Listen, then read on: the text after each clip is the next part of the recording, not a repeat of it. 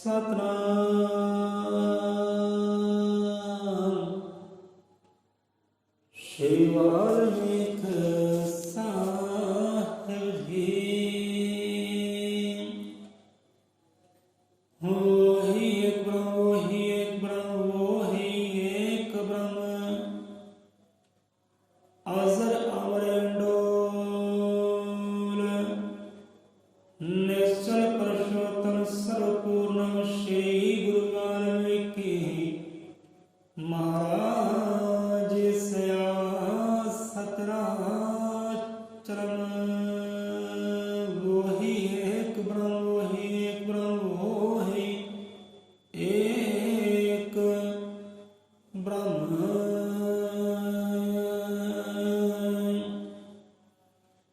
ਸਤਨਾਮ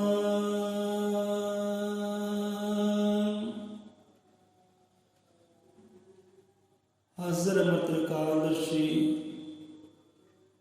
ਸ਼੍ਰੀ ਗੁਰੂ ਵਾਲਮੀਕ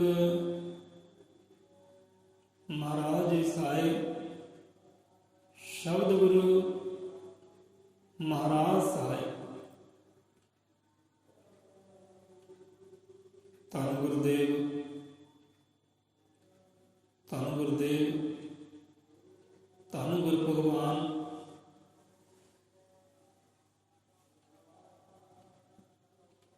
ਸੋ ਆ ਜਾਂਦੇ ਹਾਂ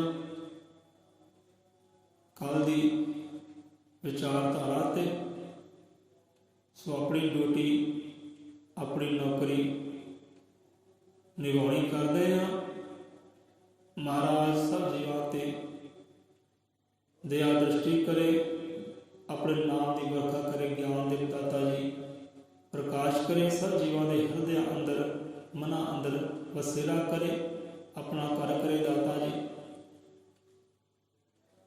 ਸੋ ਨਗਰ ਨਿਵਾਸੀ ਹਾਜ਼ਰ ਸੰਗਤਾਂ ਨੂੰ ਕੋਟਨ ਕੋਟ ਪ੍ਰਣਾਮ ਹੈ। ਸਭ ਜੀਵਾਂ ਨੂੰ ਜੈ ਗੁਰਦੇਵ ਧੰਨ ਗੁਰਦੇਵ। ਜੈ ਵਾਲਮੀਕੀ ਹਰ ਹਰ ਵਾਲਮੀਕੀ। तेरी जोत से जोत मिलावा केवल तेरे ही गुण आवा। तेरी जोत से जोत मिलावा केवल तेरे ही गुण गावा।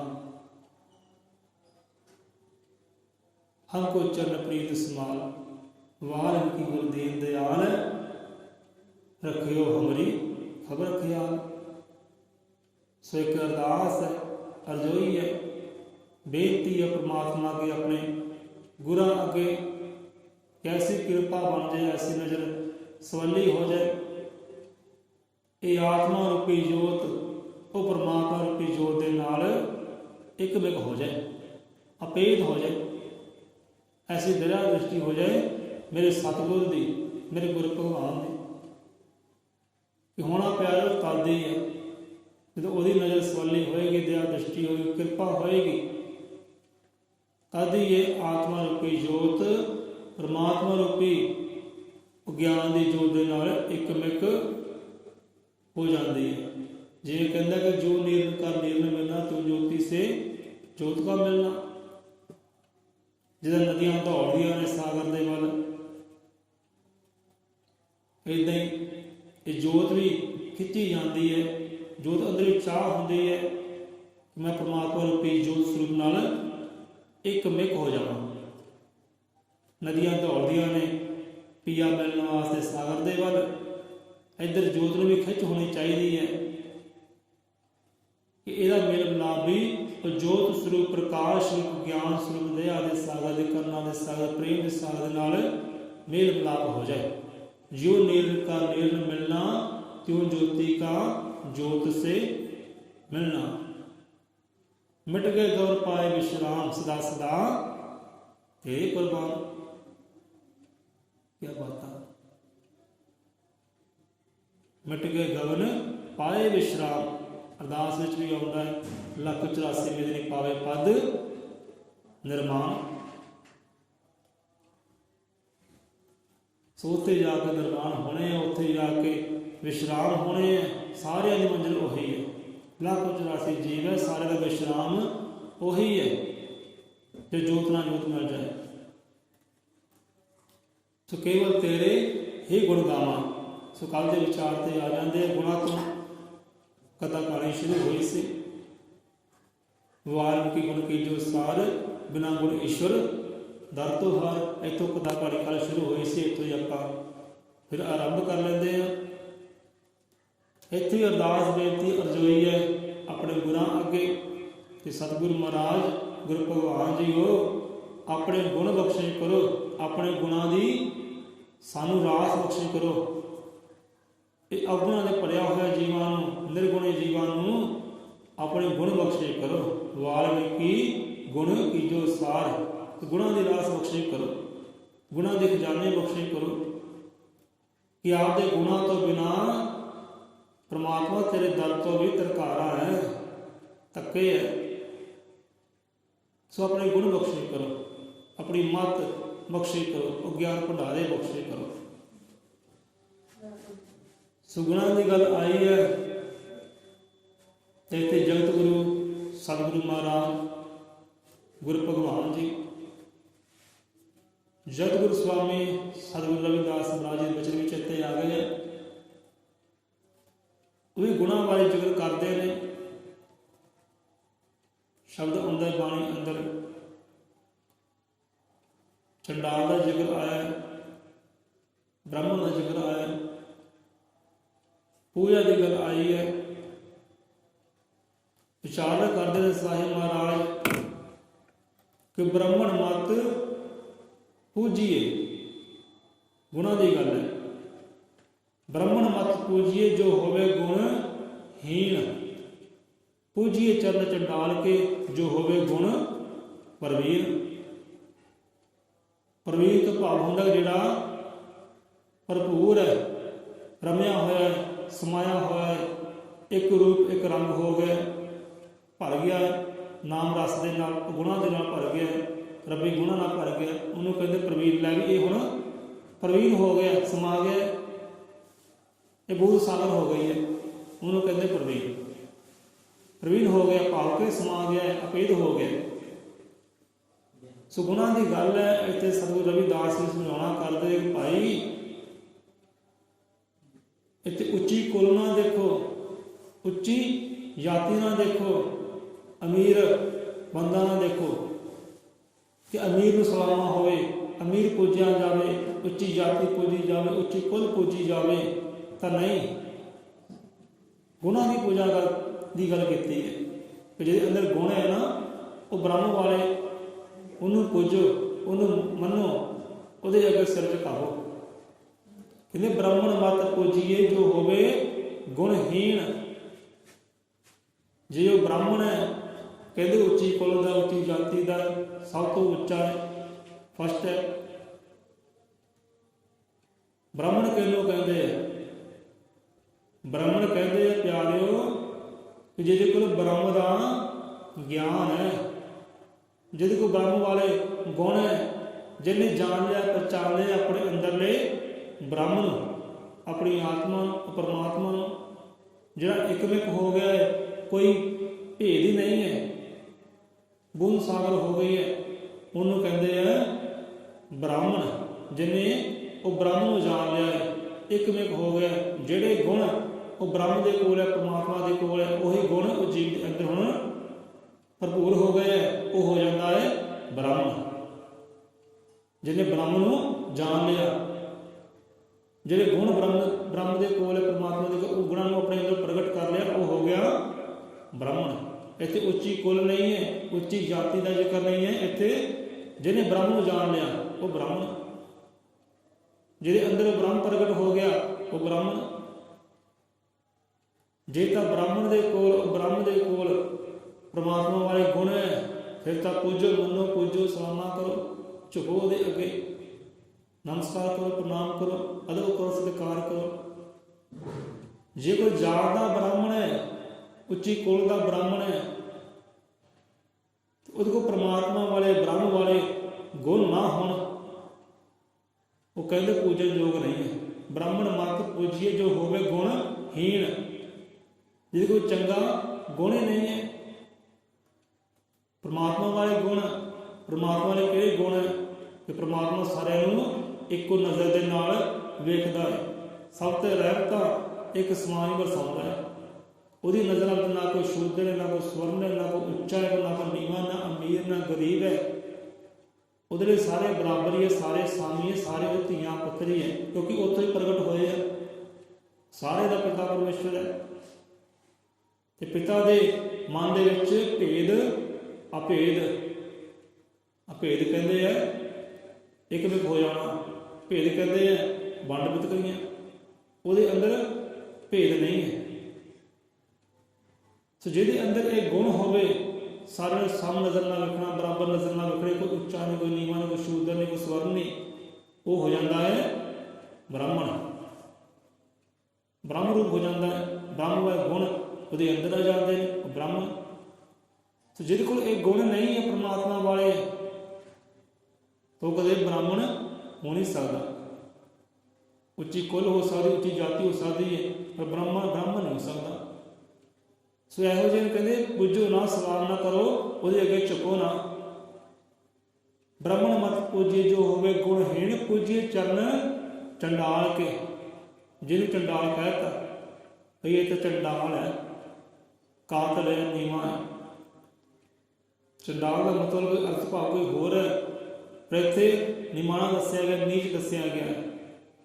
ਪਰ ਜੇ ਸਤਿਗੁਰੂ ਰਵਿਦਾਸ ਸਮਝਾਉਂਦੇ ਭਾਈ, ਜੇ ਜਿਸ ਨੂੰ ਚੰਡਾਲ ਕਹਿੰਦੇ, ਲੋਕਾਂ ਨੂੰ ਚੰਡਾਲ ਕਹਿਤਾ, ਚਲੋ ਠੀਕ ਹੈ, ਪਰ ਜੇਕਰ ਚੰਡਾਲ ਦੇ ਕੋਲ ਪਰਮਾਤਮਾ ਵਾਲੇ ਗੁਣ ਹੈ, ਉਹ ਸਾਰਿਆਂ ਨਾਲ ਸਾਂਝੀ ਵਾਰਤਾ ਰੱਖਦਾ ਹੈ, ਸਾਰਿਆਂ ਨਾਲ ਪ੍ਰੇਮ ਰੱਖਦਾ ਹੈ, ਕਿਸੇ ਨਾਲ ਨਫ਼ਰਤ ਕਰਨਾ ਨਹੀਂ ਕਰਦਾ, ਸਾਰਿਆਂ ਦੀ ਦਇਆ ਦ੍ਰਿਸ਼ਟੀ ਕਰਦਾ ਹੈ, ਹਰ ਇੱਕ ਦੇ ਕੰਮ ਆਉਂਦਾ ਹੈ, ਸੇਵਾ ਬੰਦਗੀ ਵਿੱਚ ਆਉਂਦਾ ਹੈ, ਤਾਂ ਇਹੋ ਜਿਹੇ ਚੰਡਾਲ ਜਿਹੜਾ ਨਾ ਪੂਜਨਯੋਗ ਹੈ, ਉਹਨੂੰ ਪੂਜਣਾ ਕਰ ਲਓ, ਮੰਨਣਾ ਕਰ ਲਓ, ਸੇਵਾਦਾਰੀ ਕਰ ਲਓ ਉਹਦੀ, ਕਿਉਂਕਿ ਉਹਦੇ ਅੰਦਰੋਂ ਬ੍ਰਹਮ ਦਾ ਵਾਸਾ ਹੋ ਗਿਆ, ਬ੍ਰਹਮ ਵਾਲੇ ਗੁਣ ਉਹਦੇ ਅੰਦਰ ਪ੍ਰਗਟ ਹੋ ਗਏ। ਫਿਰ ਕੀ ਹੋਇਆ, ਜੋ ਲੋਕੀ ਚੰਡਾਲ ਕਹਿੰਦੇ। ਸੋ ਬ੍ਰਾਹਮਣ ਮਤ ਪੂਜੀਏ ਜੋ ਹੋਵੇ ਗੁਣ ਹੀ, ਪੂਜੀਏ ਚਰਨ ਚੰਡਾਲ ਕੇ ਜੋ ਹੋਵੇ ਗੁਣ ਪਰਵੀਨ। ਕਿਉਂਕਿ ਸੋਭਾ ਵਡਿਆਈ ਸਿਫਤ ਗੁਣਾਂ ਦੀ ਹੈ। ਉੱਚੀ ਕੁਲ ਦੀ ਵਡਿਆਈ ਨਹੀਂ ਹੈ, ਉੱਚੀ ਜਾਤੀ ਦੀ ਵਡਿਆਈ ਨਹੀਂ ਹੈ। ਵਡਿਆਈ ਹੈ, ਸੋਭਾ ਹੈ, ਉਹ ਪਰਮਾਤਮਾ ਰੂਪੀ ਗੁਣਾਂ ਦੀ। ਜਿਹਦੇ ਅੰਦਰ ਪਰਮਾਤਮਾ ਰੂਪੀ ਗੁਣ ਹੈ ਨਾ, ਉਹ ਪੂਜਨਯੋਗ ਹੈ, ਉਹਨੂੰ ਪੂਜੋ। ਇਹ ਸਤਿਗੁਰੂ ਰਵਿਦਾਸ ਜੀ ਸਮਝਾਉਣਾ ਕਰਦੇ ਨੇ। ਇਹ ਗੁਣਾਂ ਦੀ ਸੋਭਾ ਹੈ, ਗੁਣਾਂ ਦੀ ਵਡਿਆਈ ਹੈ। ਸੁਬ੍ਰਹਮਣ ਮਤ ਪੂਜੀਏ ਜੋ ਹੋਵੇ ਗੁਣ ਹੀਣ, ਪੂਜੀਏ ਚਰਨ ਚੰਡਾਲ ਕੇ ਜੋ ਹੋਵੇ ਗੁਣ ਪਰਵੀਨ। ਸੋ ਪਰਮਾਤਮਾ ਵਾਲੇ ਗੁਣ ਹੋਵੇ ਹਰ ਜੀਵ ਦੇ ਅੰਦਰ, ਦਇਆ ਹੋਵੇ, ਤਰਸ ਹੋਵੇ, ਪ੍ਰੇਮ ਹੋਵੇ, ਸਮ ਨਜ਼ਰ ਹੋਵੇ। ਇਹੋ ਜਿਹੇ ਗੁਣ, ਜੋ ਇਹੋ ਜਿਹੇ ਗੁਣਾਂ ਦਾ ਮਾਲਕ ਹੈ, ਉਹੀ ਸੋਭਾ ਪਾਉਂਦਾ, ਵਡਿਆਈ ਪਾਉਂਦਾ ਹੈ, ਪੂਜਿਆ ਜਾਂਦਾ ਹੈ ਸੰਸਾਰ ਦੇ ਅੰਦਰ। ਸੋ ਆ ਜਾਂਦੇ ਆ ਅਗਲੇ ਵਿਚਾਰ ਤੇ। ਸੋ ਕੱਲ੍ਹ ਜਿੱਥੋਂ ਛੱਡੇ ਸਨ ਉੱਥੋਂ ਸ਼ੁਰੂ ਕਰਦੇ ਆ ਕਿ ਅੰਤਰ ਚਿੰਤਾ ਨੈਣੀ ਸੁਖੀ, ਅੰਤਰ ਚਿੰਤਾ ਨੈਣੀ ਸੁਖੀ, ਮੂਲ ਨਾ ਉਤਰੇ ਭੂਖ, ਨਾਨਕ ਸੱਚੇ ਨਾਮ ਬਿਨ ਕਿਸ ਨਾ ਲੱਥੋ ਦੁੱਖ। ਹੁਣ ਆਪਣਾ ਵਿਚਾਰ ਅਗਲਾ ਇਹ ਹੈ ਕਿ ਦੁੱਖ ਵਿੱਚੋਂ ਸੁੱਖ ਦੀ ਭਾਲ ਕਰਨੀ। ਕਹਿੰਦੇ ਰੱਬ ਦੇ ਭਗਤ ਪਿਆਰੇ ਹੁੰਦੇ ਹੈ, ਨਾਮਧਾਰੀ ਹੁੰਦੇ ਹੈ, ਸਿਮਰਦੇ ਹਰ ਸਵਾਸ ਦੇ ਨਾਲ, ਚਿੱਤੇ ਰੱਖਦੇ ਆ ਸਵਾਸ ਦੇ ਨਾਲ ਈਸ਼ਵਰ ਨੂੰ, ਸਤਿਗੁਰੂ ਨੂੰ। ਉਹ ਤਾਂ ਕਹਿੰਦੇ ਦੁੱਖਾਂ ਵਿੱਚੋਂ ਵੀ ਸੁੱਖ ਦੀ ਭਾਲ ਕਰ ਲੈਂਦੇ ਹੈ, ਦੁੱਖਾਂ ਵਿੱਚੋਂ ਵੀ ਸੁੱਖ ਨੂੰ ਲੱਭ ਲੈਂਦੇ, ਖੋਜ ਲੈਂਦੇ, ਆਨੰਦ ਪਾਉਂਦੇ, ਸੁਖੀ ਰਹਿੰਦੇ ਆ। ਸੋ ਇੱਥੇ ਪੈਰ ਪੈਰ ਤੇ, ਅੰਗ ਅੰਗ ਤੇ, ਚਰਨ ਚਰਨ ਤੇ ਆਉਂਦਾ ਹੈ ਕਿ ਸਿਮਰ, ਪਰਮਾਤਮਾ ਨੂੰ ਸਿਮਰ, ਸੱਚੇ ਗੁਰਾਂ ਨੂੰ ਸਿਮਰ। ਉਹ ਸਿਮਰਨ ਦੇ ਅੰਦਰ ਹੀ ਸਾਰੀਆਂ ਬਰਕਤਾਂ, ਸਾਰੀਆਂ ਰਹਿਮਤਾਂ, ਸਾਰੇ ਸੁੱਖ, ਸਾਰੇ ਆਨੰਦ ਸਿਮਰਨ ਦੇ ਅੰਦਰ ਹੀ ਹੈ। ਦੁੱਖ ਹੈ, ਦੁੱਖ ਵਿੱਚ ਹੀ ਸਿਮਰ, ਸੁੱਖ ਹੈ ਤਾਂ ਸੁੱਖ ਵਿੱਚ ਹੀ ਸਿਮਰ, ਹਰ ਸਵਾਸ ਨਾਲ ਸਿਮਰ। ਜਿਵੇਂ ਹੁਣੇ ਹੁਣੇ ਬਚਨ ਆਇਆ ਹੈ ਕਿ ਆਦਿ ਪੁਰਖ ਨੂੰ ਸਿਮਰਦਿਆਂ ਜਨਮ ਜਨਮ ਦੇ ਮਿਟਦੇ ਦੁੱਖ। ਆਦਿ ਪੁਰਖ ਨੂੰ ਸਿਮਰਿਆ ਜਨਮ ਜਨਮ ਦੇ ਮਿਟਦੇ ਦੁੱਖ, ਮਾਂ ਕੋਲੋਂ ਜੋ ਮਿਲਦੀਆਂ ਖੁਸ਼ੀਆਂ ਅੱਗੇ ਮਿਲਣ ਸਦੀਵੀ ਸੁਖ। ਸਦੀਵੀ ਕਿ ਸਦਾ ਸਦੀਵੀ ਰਹਿਣ ਵਾਲਾ ਸੁਖ, ਜਿਹਨੂੰ ਪਰਮ ਸੁਖ ਕਹਿੰਦੇ, ਪਰਮ ਆਨੰਦ ਕਹਿੰਦੇ। ਜਿਸ ਗ੍ਰਹਿ ਵਿੱਚ ਤੁਸੀਂ ਰਹਿੰਦੇ ਹੋ, ਜਿਸ ਘਰ ਅੰਦਰ ਰਹਿੰਦੇ ਹੋ, ਉਹ ਘਰ ਅੰਦਰ ਰਹਿੰਦਿਆਂ ਹੋਇਆਂ ਤੁਸੀਂ ਖੁਸ਼ੀਆਂ ਮਾਣੋਗੇ, ਰਹਿਮਤਾਂ ਮਾਣੋਗੇ, ਉਹਦੀ ਕਿਰਪਾ ਮਾਣੋਗੇ। ਜਦੋਂ ਇਸ ਗ੍ਰਹਿ ਨੂੰ ਛੱਡ ਕੇ, ਇਹ ਘਰ ਨੂੰ ਛੱਡ ਕੇ, ਜਿਹਨੂੰ ਰੱਬ ਦੀ ਦਰਗਾਹ ਕਹਿੰਦੇ ਆ, ਉੱਥੇ ਜਾਓਗੇ, ਉੱਥੇ ਵੀ ਸਦਾ ਸਦੀਵੀ ਸੁੱਖ ਹੀ ਮਾਣੋਗੇ, ਆਨੰਦ ਹੀ ਮਾਣੋਗੇ। ਕਿਉਂਕਿ ਆਪਨੇ ਕੀਤਾ ਕੀ ਹੈ? ਆਪਨੇ ਸਿਮਰਨਾ ਕੀਤਾ ਹੈ। ਸਿਮਰਨਾ ਕਿਹਨੂੰ ਕੀਤਾ ਹੈ? ਉਹ ਇੱਕ ਪਰਮਾਤਮਾ ਨੂੰ, ਇੱਕ ਖੁਦਾ ਨੂੰ, ਇੱਕ ਗੋਡ ਵਾਹਿਗੁਰੂ ਨੂੰ, ਜਿਹੜਾ ਇੱਕ ਹੈ। ਤੁਸੀਂ ਇੱਕ ਨੂੰ ਸਿਮਰਨਾ ਕੀਤਾ ਹੈ, ਇੱਕ ਪਰਮਾਤਮਾ ਦੀ ਬੰਦਗੀ ਕੀਤੀ ਹੈ ਕਿ ਆਦਿ ਪੁਰਖ ਨੂੰ ਸਿਮਰਦੇ ਹਾਂ, ਕਿ ਜਨਮ ਜਨਮ ਦੇ ਮਿਟਦੇ ਦੁੱਖ, ਕਿ ਜਨਮਾਂ ਜਨਮਾਂ ਦੇ ਦੁੱਖੜੇ ਕੱਟੇ ਜਾਂਦੇ ਹੈ, ਪਿੱਛੇ ਹੋ ਜਾਂਦੇ ਹੈ, ਸੁੱਖ ਆ ਜਾਂਦਾ ਸਦਾ ਸਦੀਵੀ ਵਾਸਤੇ। ਉਹ ਸਿਮਰਨ ਵਿੱਚ ਇੰਨਾ ਬਲ ਹੈ। ਸਮਝਾਉਣਾ ਕਰਦੇ ਨੇ ਮਹਾਂਪੁਰਖ। ਸੋ ਇੱਥੇ ਵੀ ਕਹਿੰਦੇ ਅਮੀਰ ਬੰਦਾ ਹੈ, ਦੌਲਤ ਹੈ, ਧਨਵਾਨ ਹੈ, ਦੇਖਣ ਵਾਲਾ ਕਹਿੰਦਾ ਕਿ ਬੜਾ ਸੁਖੀ ਹੈ, ਬੜਾ ਆਨੰਦ ਹੈ, ਪਰ ਉਹਦੇ ਅੰਦਰ ਹੀ ਪਿਆਰੇ ਚਿੰਤਾ ਹੈ, ਉਹਦੇ ਅੰਦਰ ਹੀ ਪਰੇਸ਼ਾਨੀਆਂ ਹੈ। ਧੀ ਨੂੰ ਲੈ ਕੇ ਪਰੇਸ਼ਾਨੀ ਹੋ ਸਕਦੀ ਹੈ, ਪੁੱਤਰ ਨੂੰ ਲੈ ਕੇ ਪਰੇਸ਼ਾਨੀ ਹੋ ਸਕਦੀ ਹੈ, ਆਉਣ ਵਾਲੇ ਭਵਿੱਖ ਨੂੰ ਲੈ ਕੇ ਪਰੇਸ਼ਾਨੀ ਚਿੰਤਾ ਹੋ ਸਕਦੀ ਹੈ, ਬਹੁਤੇ ਧਨ ਖਜ਼ਾਨੇ ਨੂੰ ਲੈ ਕੇ ਚਿੰਤਾ ਹੋ ਸਕਦੀ ਹੈ, ਸਾਂਭਾ ਕਿੱਥੇ ਲਾਵਾਂ, ਕਿੱਥੇ ਖਰਚ ਕਿੱਥੇ ਕਰਾਂ, ਬੜੀਆਂ ਚਿੰਤਾਵਾਂ ਲੈ ਕੇ ਉਹ ਵੀ ਬੈਠਾ ਹੈ। ਬਾਹਰੋਂ ਸਾਨੂੰ ਦਿਖਾਈ ਦੇ ਰਿਹਾ ਕਿ ਉਹ ਸੁੱਖ ਹੈ, ਆਨੰਦ ਵਿੱਚ ਹੈ, ਪਰ ਇੱਦਾਂ ਹੈ ਨਹੀਂ। ਅੰਤਰ ਚਿੱਤਾ ਨੈਣ ਸੁਖੀ ਮੂਲ ਨਾ ਉਤਰੇ ਭੁੱਖ। ਜੇ ਕਹਿ ਦੀ ਲਈ ਉਹਦੀ ਭੁੱਖਾਂ ਮਿਟ ਗਈਆਂ ਤਾਂ ਭੁੱਖ ਉਹਦੀ ਵੀ ਨਹੀਂ ਮਿਟੀ, ਉਹਨੂੰ ਵੀ ਭੁੱਖ ਵੀ ਹੈ ਤੇ ਪਿਆਸ ਵੀ ਹੈ। ਮੂੰਹ ਨਾ ਉਤਰੇ ਭੁੱਖ, ਇੱਦਾਂ ਕਹਿੰਦੇ ਭੁੱਖਾਂ ਨਹੀਂ ਆਉਂਦੀਆਂ। ਕਿ ਨਾਮ ਸੱਚੇ ਨਾਮ ਹੈ ਕਿਸੇ ਨਾਲ ਤੋਂ ਦੁੱਖ। ਸੱਚੇ ਨਾਮ ਬਿਨ, ਨਾਮ ਤਾਂ ਬੜੇ ਜੀਵਾਂ ਦੇ, ਆਪਾਂ ਜਿੰਨੇ ਇੱਥੇ ਵਿਰਾਜਮਾਨ ਹੈ ਸਾਰਿਆਂ ਦੇ ਵੱਖੋ ਵੱਖਰਾ ਨਾਮ। ਸਾਡਾ ਨਾਮ ਕੋਈ ਹੋਰ ਹੈ, ਤੁਹਾਡਾ ਨਾਮ ਕੋਈ ਹੋਰ ਹੈ, ਪਰ ਸੱਚਾ ਨਾਮ, ਸੱਚਾ ਨਾਮ ਕਿਹੜਾ? ਹੁਣ ਸਾਡੇ ਨਾਮ ਕਿਹੜਾ ਰਹਿਣ ਵਾਲੇ ਆ ਭਾਈ, ਜਿਨ੍ਹਾਂ 'ਤੇ ਸਵਾਸ ਹੈ, ਲੋਕੀ ਨਾਮ ਨੂੰ ਜਾਣਦੇ ਆ। ਸਵਾਸ ਮੁੱਕ ਗਏ, ਸਵਾਸ ਗਏ, ਤੇ ਕਿਹਨੇ ਚੇਤੇ ਕਰਨਾ ਹੈ, ਕਿਹਨੇ ਪੁਕਾਰਨਾ ਹੈ? ਸੱਚਾ ਨਾਮ ਕਹਿੰਦੇ, ਸੱਚਾ ਨਾਮ ਅਕਾਲ ਹੈ, ਕੂੜੇ ਕੁਲ ਪਸਾਰ। ਇੱਥੇ ਹੀ ਉੱਥੇ ਸੁੱਖ ਮਿਲੇ ਕਿ ਹਰਿ ਕਾ ਨਾਮ ਚਿਤਾਰ। ਅੱਗੇ ਹੀ ਬਾਣੀ ਬੜੀ ਪਿਆਰੀ ਆਉਂਦੀ ਹੈ, ਧਾਰਨ ਯੋਗ ਹੈ, ਵਿਚਾਰਨ ਯੋਗ ਹੈ। ਆਪਾਂ ਇੱਥੇ ਤੱਕ ਜਾਂਦੇ ਹਾਂ। ਕਹਿੰਦੇ ਸੱਚਾ ਨਾਮ ਅਕਾਲ ਹੈ। ਅਕਾਲ ਦਾ ਭਾਵ ਪਰਮਾਤਮਾ, ਜਿੱਥੇ ਨਾ ਤਾਂ ਸਮੇਂ ਦੀ ਕੋਈ ਹਕੂਮਤ ਚੱਲਦੀ ਹੈ, ਨਾ ਤਾਂ ਸਮੇਂ ਦੀ ਕੋਈ ਗੱਲਬਾਤ ਹੈ, ਨਾ ਸਮਾਂ ਉੱਤੇ ਭਾਰੀ ਹੈ, ਤੇ ਨਾ ਤਾਂ ਕੋਈ ਕਾਲ ਦਾ ਭਾਵ ਮੌਤ, ਨਾ ਉੱਤੇ ਮੌਤ ਕੋਈ ਭਾਰੀ ਹੈ। ਉਹ ਅਕਾਲ ਹੈ, ਉਹ ਪਰਮਾਤਮਾ ਹੈ। ਤੇ ਪਰਮਾਤਮਾ ਨਾਮ ਹੈ ਜਿਹੜਾ ਸੱਚਾ ਹੈ, ਸਦਾ ਸਦੀਵੀ ਰਹਿਣ ਵਾਲਾ ਹੈ। ਕਹਿੰਦੇ ਨਾ ਧੁੱਪ ਰਹਿਣੀ, ਨਾ ਛਾਂ ਬੰਦੇ, ਇੱਕ ਰਹਿਣਾ ਰੱਬ ਦਾ ਨਾ ਬੰਦੇ। ਨਾ ਧੁੱਪ ਰਹਿਣੀ, ਨਾ ਛਾਂ ਰਹਿਣੀ, ਨਾ ਮਾਤਾ ਪਿਤਾ ਰਹਿਣਾ, ਇੱਕੋ ਹੀ ਨਾਮ ਉਹਦਾ ਰਹਿਣਾ। ਉਹ ਨਾਮ ਅੱਲਾ ਵੀ ਹੋ ਸਕਦਾ ਹੈ, ਵਾਹਿਗੁਰੂ ਵੀ ਹੋ ਸਕਦਾ ਹੈ, ਰਾਮ ਵੀ ਹੋ ਸਕਦਾ ਹੈ, ਗੋਡ ਵੀ ਹੋ ਸਕਦਾ ਹੈ, ਈਸ਼ਵਰ ਵੀ ਹੋ ਸਕਦਾ ਹੈ, ਪ੍ਰਭੂ ਵੀ ਹੋ ਸਕਦਾ ਹੈ, ਵਾਲਮੀਕੀ ਵੀ ਹੋ ਸਕਦਾ ਹੈ। ਸੋ ਉਹੀ ਨਾਮ ਹੈ ਸਦਾ ਸਦੀਵੀ ਰਹਿਣ ਵਾਲਾ ਤੇ ਸੱਚੋ ਸੱਚ। ਸੱਚ ਤਾਂ ਉਹਨੂੰ ਕਹਿੰਦੇ ਜਿਹੜਾ ਸਦਾ ਸਦਾ ਹਮੇਸ਼ਾ ਹਮੇਸ਼ਾ ਰਹਿੰਦਾ ਹੈ। ਜੋ ਹਮੇਸ਼ਾ ਰਹਿਣ ਵਾਲਾ ਹੈ ਨਾ, ਉਹੀ ਸੱਚ ਹੈ, ਤੇ ਉਹੀ ਸੱਚ ਪਰਮਾਤਮਾ ਹੈ। ਤੇ ਨਾਨਕ ਸੱਚੇ ਨਾਮ ਬਿਨ ਕਦੇ ਨਾ ਉਤਰੇ ਦੁੱਖ। ਕਿ ਉਹਦੇ ਨਾਮ ਤੋਂ ਬਿਨਾਂ ਪਿਆਰਿਓ ਕਦੇ ਦੁੱਖ ਪਿੱਛੇ ਹਟ ਹੀ ਨਹੀਂ ਸਕਦੇ। ਜਿੰਨਾ ਚਿਰ ਉਹ ਸੱਚੇ ਨਾਮ ਦੇ ਨਾਲ ਭਾਵ ਕੇ ਵਾਰ ਪੁਰਖ ਦੇ ਨਾਮ ਦੇ ਨਾਲ ਆਪਾਂ ਜੁੜਨਾ ਨਹੀਂ ਕਰਦੇ, ਉਹਨਾਂ ਚਿਰ ਸਾਡੇ ਪਿੱਛੇ ਦੁੱਖ ਕਦੇ ਲੱਥਣਗੇ ਨਹੀਂ, ਕਦੇ ਨਹੀਂ ਲੱਥ ਸਕਦੇ। ਸੱਚਾ ਨਾਮ ਅਕਾਲ ਹੈ, ਕੂੜੇ ਕੁੱਲ ਪਸਾਰ। ਬਾਕੀ ਤਾਂ ਜੋ ਪਸਾਰ ਕੇ ਬੈਠੇ ਨੇ ਲੱਤਾਂ, ਇਹ ਸਾਰੇ ਦੇ ਸਾਰੇ ਝੂਠੇ ਹੈ, ਇਹ ਰਹਿਣ ਵਾਲੇ ਨਹੀਂ ਹੈ। ਅੱਜ ਵੀ ਨਾਸ਼ ਹੋ ਸਕਦੇ ਤੇ ਕੱਲ੍ਹ ਵੀ ਨਾਸ਼ ਇਹਨਾਂ ਨੇ ਹੋਣਾ ਹੀ ਹੋਣਾ ਹੈ, ਖਤਮ ਹੋਣਾ ਹੀ ਹੋਣਾ ਹੈ। सो परमात्मा ही है सदा सदैवी रहने वाला, ਉਹਦਾ नाम ही सच्चा है, वही अकाल है। सच्चा नाम अकाल है कूड़े कुल पसार, ਇੱਥੇ ਉੱਥੇ सुख मिले। ਇੱਥੇ तो भाव ਇਹ ਮਾਤਰ ਜਿਹੜੇ ਘਰ ਦੇ ਅੰਦਰ ਜੋ ਗ੍ਰਹਿ ਦੇ ਅੰਦਰ ਆਪਾਂ ਰਹਿੰਦੇ ਆ, ਇੱਥੇ ਵੀ ਸੁੱਖ ਮਾਣਾਂਗੇ, ਆਨੰਦ ਮਾਣਾਂਗੇ, ਉਹ ਰੱਬ ਦੀ ਦਰਗਾਹੀ ਵੀ ਜਾ ਕੇ ਸੁੱਖ ਮਾਣਾਂਗੇ, ਆਨੰਦ ਮਾਣਾਂਗੇ। ਜੇ ਆਪਾਂ ਉਹ ਇੱਕ ਖੁਦਾ ਨੂੰ, ਇੱਕ ਪਰਮਾਤਮਾ ਨੂੰ ਸਿਮਰਦੇ ਹਾਂ ਤਾਂ, ਹਰ ਸਵਾਸ ਦੇ ਨਾਲ ਚਿੱਤੇ ਰੱਖਦੇ ਹਾਂ ਤਾਂ, ਉਹ ਰੱਬੀ ਗੁਣਾਂ ਨੂੰ ਆਪਣੇ ਅੰਦਰ ਪ੍ਰਗਟ ਕਰਦੇ ਹਾਂ ਤਾਂ ਸੁੱਖ ਮਾਣ ਸਕਦੇ ਹਾਂ, ਤਾਂ ਆਨੰਦ ਮਾਣ ਸਕਦੇ ਹਾਂ। ਸੱਚਾ ਨਾਮ ਅਕਾਲ ਹੈ ਕੂੜੇ ਕੁਲ ਪ੍ਰਸਾਰ, ਇੱਥੇ ਹੀ ਉੱਥੇ ਸੁੱਖ ਮਿਲੇ ਹਰੀ ਕਾ ਨਾਮ ਚਿਤਾਰ, ਜਿਹਨੂੰ ਹਰੀ ਵੀ ਕਹਿੰਦੇ ਆ। ਸਾਰੇ ਦੁੱਖੜੇ ਹਰ ਲੈਣ ਵਾਲਾ ਹੈ ਤੇ ਹਰ ਦੇ ਵਿੱਚ ਰਮਿਆ ਹੋਇਆ ਵਿਰਾਜਮਾਨ ਹੈ, ਹਾਜ਼ਰ ਨਾਜ਼ਰ ਹਰ ਵੇਲੇ। ਉਹਨੂੰ ਕਹਿੰਦੇ ਸਿਮਰ ਪਿਆਰਿਆ, ਉਹਦੇ ਸਿਮਰ ਦੇ ਨਾਲ ਤੇਰੇ ਜਨਮਾਂ ਜਨਮਾਂ ਦੇ ਦੁੱਖ ਪਾਪ ਕੱਟੇ ਜਾ ਸਕਦੇ ਹੈ। ਸੋ ਆ ਜਾਂਦੇ ਆ, ਬਹੁਤਾ ਲੰਬਾ ਭੱਜ ਨਹੀਂ ਜਾਂਦੇ, ਆ ਜਾਂਦੇ ਆ ਕਿ ਦੁੱਖਾਂ ਵਿੱਚੋਂ ਸੁੱਖ ਕਿੱਦਾਂ ਭਾਲੀਏ,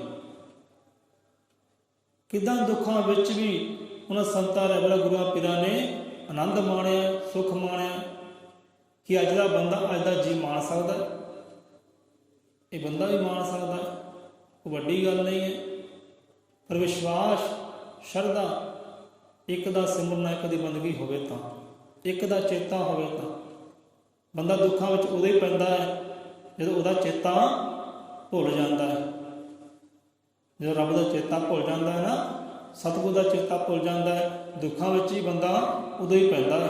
ਕਲਾ ਕਲੇਸ਼ੀ ਵਿੱਚ ਬੰਦਾ ਉਦੋਂ ਹੀ ਪੈਂਦਾ ਹੈ, ਨਹੀਂ ਤਾਂ ਬੰਦਾ ਕਲੇਸ਼ਾਂ ਵਿੱਚ ਪੈਂਦਾ ਹੀ ਨਹੀਂ। ਜੇ ਪ੍ਰਮਾਤਮਾ ਚੇਤੇ ਹੋਵੇ, ਸਤਿਗੁਰ ਚੇਤੇ ਹੋਵੇ, ਫਿਰ ਨਹੀਂ ਦੁੱਖਾਂ 'ਚ ਪੈਂਦਾ। ਉਦੋਂ ਹੀ ਪੈਂਦਾ ਜਦੋਂ ਭੁੱਲਦਾ ਹੈ। ਸੋ ਇੱਥੇ ਸਤਿਗੁਰੂ ਦੁੱਖ ਸੁੱਖ ਪਿਆਰੇ ਤੁਧ ਧਿਆਈ, ਦੁੱਖ ਸੁੱਖ ਪਿਆਰੇ ਤੁਧ ਧਿਆਈ, ਇਹ ਸਮਤ ਗੁਰੂ ਤੋਂ ਪਾਈ। ਇਹ ਮੱਤ ਕਹਿੰਦੇ, ਇਹ ਚੰਗੀ ਸੋਚ ਜਿਹਨੂੰ ਕਹਿ ਲਓ, ਚੰਗੀ ਮੱਤ ਕਹਿ ਲਓ, ਚੰਗੀ ਅਕਲ ਕਹਿ ਲਓ, ਸੁਮਤ ਕਿ ਚੰਗੀ ਮੱਤ। ਇਹ ਚੰਗੀ ਮੱਤ, ਚੰਗੇ ਵਿਚਾਰ ਸਤਿਗੁਰੂ ਪਾਉਂਦਾ ਹੈ, ਹਿਰਦੇ ਅੰਦਰ ਬਿਠਾਉਂਦਾ ਹੈ। ਇਹ ਮੱਤ ਤੂੰ ਆਪਣੇ ਸਤਿਗੁਰੂ ਤੋਂ ਪਾ, ਆਪਣੇ ਗੁਰੂ ਤੋਂ ਪਾ। ਮੰਗ ਇਹ ਮੱਤ, ਮੰਗ ਇਹ ਗੁਣ, ਮੰਗ ਇਹ ਅਕਲਾਂ ਆਪਣੇ ਗੁਰੂ ਤੋਂ, ਆਪਣੇ ਰਹਿਬਰ ਤੋਂ। ਦੁੱਖ ਵਿੱਚ ਵੀ ਉਹ ਚੇਤੇ ਆਵੇ, ਸੁੱਖ ਵਿੱਚ ਵੀ ਉਹ ਚੇਤੇ ਆਵੇ। ਦੁੱਖ ਵਿੱਚ ਵੀ ਉਹਦਾ ਸ਼ੁਕਰਾਨਾ ਹੋਵੇ, ਸੁੱਖ ਵਿੱਚ ਵੀ ਉਹਦਾ ਸ਼ੁਕਰਾਨਾ ਹੋਵੇ। ਹਰ ਸਵਾਸ ਦੇ ਨਾਲ ਦੁੱਖ ਸੁੱਖ ਪਿਆਰੇ ਤੁਧ ਧਿਆਈ। ਇਹ ਪਿਆਰਿਆ ਦੁੱਖ ਵਿੱਚ ਸੁੱਖ ਵਿੱਚ ਉਹਨੂੰ ਧਿਆਉਣਾ ਕਰ ਲਈ, ਚੇਤੇ ਰੱਖ ਲਈ, ਸਿਮਰ ਲਈ ਉਹਨੂੰ। ਅਤੇ ਮੱਤ ਸਤਿਗੁਰ ਤੋਂ ਪਾਉਣੀ ਕਰ, ਉਹ ਤੈਨੂੰ ਸਮਝਾਏਗਾ ਕਿੱਦਾਂ ਦੁੱਖ ਵਿੱਚੋਂ ਵੀ ਸੁੱਖ ਨੂੰ ਪਾਉਣਾ ਹੈ। ਤੂੰ ਕਿੱਦਾਂ ਦੁੱਖ ਵਿੱਚ ਵੀ ਸੁੱਖ ਨੂੰ ਪਾ ਸਕਦਾ, ਇਹ ਗੁਰੂ ਤੈਨੂੰ ਮੱਤ ਦੇਵੇਗਾ। ਗੁਰੂ ਹੀ ਮੱਤ ਦਿੰਦਾ ਹੈ। ਸੋ ਸਤਿਗੁਰ ਦੀ ਵਡਿਆਈ ਹੈ। ਹੁਣ ਦੁੱਖ ਵਿੱਚ ਸੁੱਖ ਦੀ ਭਾਲ ਕਰਨੀ, ਇੱਥੇ ਮਨ ਨੂੰ ਸਿਰਫ ਸਮਝਾਉਣਾ ਹੀ ਹੈ। ਮਨ ਨੂੰ ਗਿਆਨ ਦੀ ਚੋਟ ਦੇਣੀ ਹੈ, ਬਸ ਕਰਨਾ ਕੁਝ ਹੋਰ ਨਹੀਂ ਹੈ। ਮਨ ਨੂੰ ਗਿਆਨ ਦੀ ਚੋਟ ਦੇਣੀ ਹੈ, ਮਨ ਨੂੰ ਗਿਆਨ ਦਾ ਪ੍ਰਕਾਸ਼ ਦੇਣਾ ਹੈ। ਮਨ ਨੂੰ ਗਿਆਨ ਦੇ ਕੇ ਹੀ, ਗਿਆਨ ਦੀ ਚੋਟ ਦੇ ਕੇ, ਗਿਆਨ ਦਾ ਪ੍ਰਕਾਸ਼ ਦੇ ਕੇ ਹੀ ਦੁੱਖ ਚੋਂ ਸੁੱਖ ਦੀ ਭਾਲ ਕੀਤੀ ਜਾ ਸਕਦੀ ਹੈ। ਹੁਣ ਕੱਲ੍ਹ ਸ਼ਬਦ ਆਇਆ ਸੀ ਕਿ ਜੇ ਦੁੱਖ ਸੁੱਖ ਹੈ ਇਹ ਪਰਮਾਤਮਾ ਦੀ ਦਾਤਾ ਹੈ। ਬੰਦੇ ਦੇ ਆਪਣੇ ਕਰਮ ਦੀ ਗੱਲ ਹੈ, ਨੀਤ ਦੀ ਗੱਲ ਹੈ। ਕਰਮ ਕਰਕੇ ਦੁੱਖ ਆਉਂਦੇ, ਕਰਮ ਕਰਕੇ ਸੁੱਖ ਆਉਂਦੇ। ਕੱਲ੍ਹ ਸ਼ਬਦ ਆਇਆ ਸੀ ਦਾਤਾ ਜਿਹੜੀ ਪਰਮਾਤਮਾ ਦੀ ਹੈ, ਕਿਸੇ ਹੋਰ ਦੀ ਨਹੀਂ ਹੈ। ਆਪਾਂ ਦੋਸ਼ ਲਗਾਈਏ ਹੋਰ ਕਿਸੇ ਤੇ, ਭਾਈ ਉਹ ਬੰਦੇ ਦੀ ਕਰਨੀ ਹੈ, ਉਹਦੀ ਕਰਨੀ ਕਰਕੇ ਮੇਰੇ ਜੀਵਨ ਵਿੱਚ ਦੁੱਖ ਆਇਆ। ਕਿਸੇ ਬੰਦੇ ਦਾ ਕੋਈ ਦੋਸ਼ ਨਹੀਂ ਹੈ, ਪਿਆਰਿਆ ਤੇਰੇ ਕਰਮਾਂ ਦਾ ਦੋਸ਼ ਹੈ, ਤੇਰੀ ਕਰਨੀ ਦਾ ਦੋਸ਼ ਹੈ। ਜਿਹੋ ਜਿਹੀ ਕਰਨੀ ਹੈ ਉਹ ਜਿਹੇ ਦਾਤਾਂ ਪਰਮਾਤਮਾ ਨੇ ਤੈਨੂੰ ਦੇਣੀਆਂ ਹੀ ਦੇਣੀਆਂ, ਹਰ ਹਾਲਤ ਵਿੱਚ ਦੇਣੀਆਂ। ਸੋ ਕੱਲ੍ਹ ਸ਼ਬਦ ਆਸ ਬਾਣੀ ਪੜ੍ਹਦਿਆਂ ਕਿ ਕਰਮ ਰੋਗ ਸਨ ਜਿਨ੍ਹਾਂ ਨੂੰ, ਕਰਮ ਰੋਗ ਦੇਖੋ, ਕਰਮ ਰੋਗ ਸਨ ਜਿਨ੍ਹਾਂ ਨੂੰ ਲਾਏ ਖੁਦ ਭਗਵਾਨ। खुद भगवान देखो, बंदे का जिक्र नहीं आया, तो भगवान का जिक्र आया, इंसान का जिक्र नहीं आया, भगवान का जिक्र आया कि कर्म लोग सन जिन्होंने लाए खुद भगवान करे भगवती उन्होंने दुखड़े का कल्याण। अगे भी आता है, मोह माया की गल आती है, हौमे की गल आती है, फस गए हौमे रोग विच, वो भी रोग ही है। फस गए हौमे रोग विच, जो प्राणी अनजान पाप उन्होंने धो गया, सतगुर जी का ज्ञान आ गई ना, ज्ञान ते गल कि मन को समझाने की गल है, मन को ज्ञान की चोट करने की लोड़ है, ज्ञान के प्रकाश देने की लोड़ है, तो आनंद ही आनंद सुख ही सुख है। सो कर्म रोग सन जिन्होंने लाए खुद भगवान करे भगवती उन्होंने दुखड़े का कल्याण। सो दाता परमात्मा दी है, कर्म की गल है अपने दी, जो जो कर्म करांगे वो दाता प्राप्त करांगे। उत्ते गुरु नानक देव जपजी साहिब समझाना करते हैं कि केतियां दुख भूख सद मार, ये भी दाता तेरी दतार आंदा है बाणी विच उत्ते, ये भी दाता तेरी दतार, ये भी तेरियां दातां है। कोई भुख दे विच है, कोई दुख दे विच है, किसी भुखा दी मारा पै रही है, कईयां दुख की मार पै रही है, ये भी दातां वो परमात्मा दी हैं, वो दाते दी हैं, किसी होर दियां नहीं है। बहुत है कहते इहो जे, बहुत है केतियां, बहुत है केतियां दुख भूख सद मार, ये मार पैंदी है परमात्मा वालों कई जीवां नूं, क्योंकि वो विसर गया है, वो विसर गया है, इसे करके ही है। हुण जिहड़े भगत प्यारे होंदे है, दुख उन्होंने भी आए है, कष्ट उन्होंने भी आए, पर दुख विच सुख नूं किदां भालिया है, किदां भालिया है, वो जुगती ढंग तरीका। सो कथा कहानी करते हैं, दो का आप उदाहरण लवांगे। हुण देखो जिहड़े कहंदे सी ना कि सद को पए समा नहीं है सिमरन करदा, बंदगी करन दा, बाणी विचार करन दा, रब की भगती नहीं हुंदी, सिमरना नहीं हुंदा। तो महाराज समा भी दिंदा है, समा भी दिंदा है।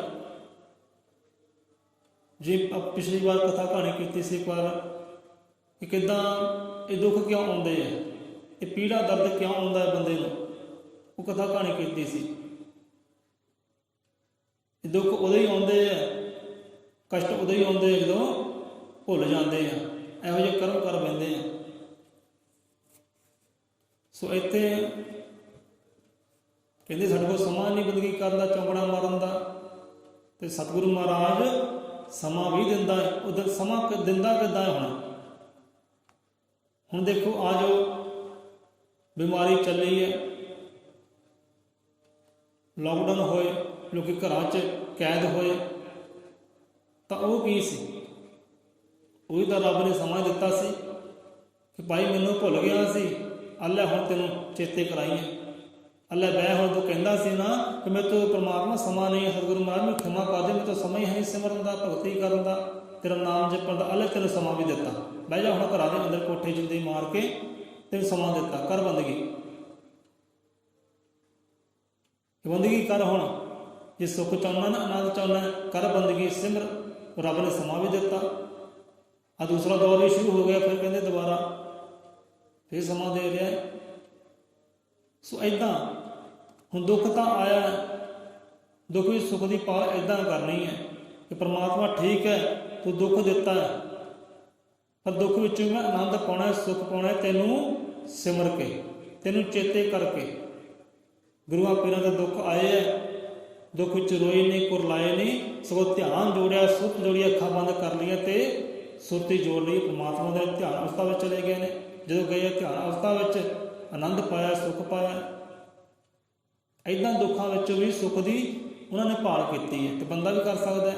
जो दुख आ गया ना तो चौंकड़ा मारे, करे सिमरना, करे चेते परमात्मा नूं, करे अपने सतगुर नूं, तो दुख विच भी सुख पाया जा सकता है इस तरीके दे नाल। सो इदां ही प्रदेशों में एक इंसान 2 घंटे का सफ़र करके अपने काम काज से जाता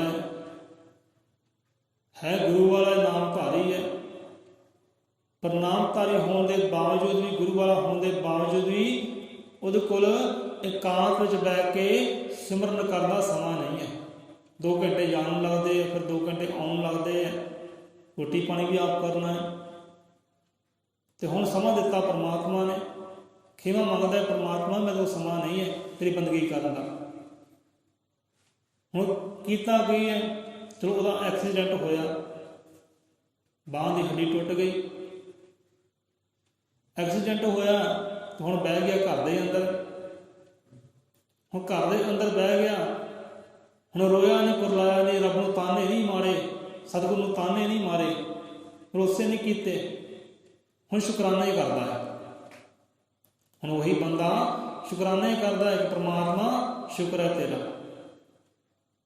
ਤੇਰਾ ਸ਼ੁਕਰ ਹੈ ਤੂੰ ਮੈਨੂੰ ਇਹ ਸਮਾਂ ਦਿੱਤਾ, ਇਹ ਘਟਨਾ ਵਾਪਰਨੀ ਸੀ, ਮੈਂ ਤੇਰੀ ਬੰਦਗੀ ਕਰਨੀ ਸੀ। ਹੁਣ ਹੋਇਆ ਕਿ ਕੰਮ ਤੇ ਨਹੀਂ ਜਾਂਦਾ, ਪਰ ਅੱਧੀ ਤਨਖਾਹ ਉਹਨੂੰ ਮਿਲਦੀ ਹੈ। ਇਹ ਪ੍ਰਦੇਸਾਂ ਦੀ ਰੀਤ ਹੈ, ਕਾਨੂੰਨ ਹੈ ਉੱਧਰਲਾ।